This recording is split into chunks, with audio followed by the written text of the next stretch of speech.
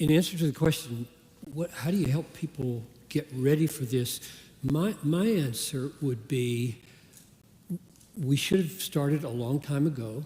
From the very first sermon you came to your church, you teach your people that you are not first Americans, you're first Christians, and you're aliens and you're exiles on planet Earth, and this world owes you nothing, and you may expect suffering.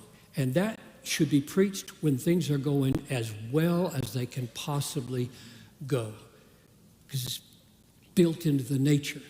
So in a sense, I'm a little uncomfortable with painting the narrative of the present moment as so extraordinary that that's the reason we need to be ready. And I don't know whether you intended that, but I would want, from the get-go, for 50 years, you help people see life is hard, you're going to suffer. If they persecuted me, they're going to persecute you. This is just plain biblical teaching. It's not peculiar to America.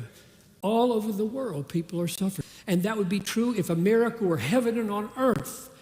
So I want to prepare martyrs. I want people to go to the hardest places of the world. So my answer to how you preach is that you preach the sovereignty of God.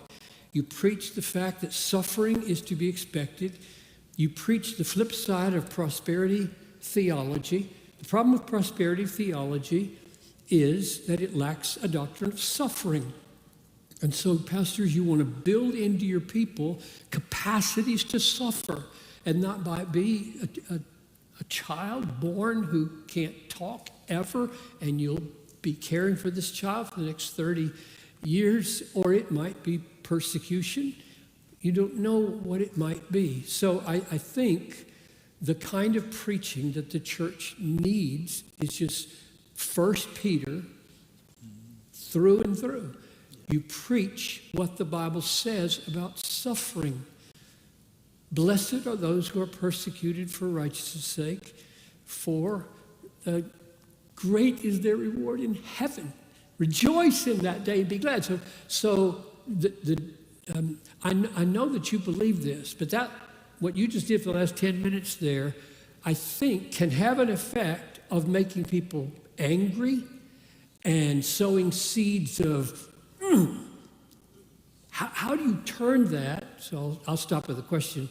How do you turn that back to Christian hedonism?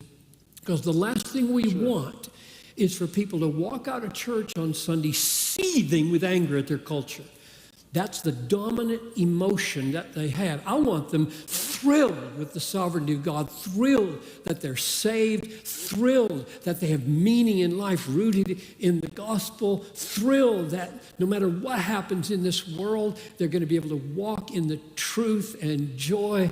And so there's a concern in my heart that the way to get ready for suffering is to namely narrate how bad things are, which is what you just did. And I know that if you were preaching right there on Sunday, you'd have a text open in front of you and you would be leading people into and around and up to God.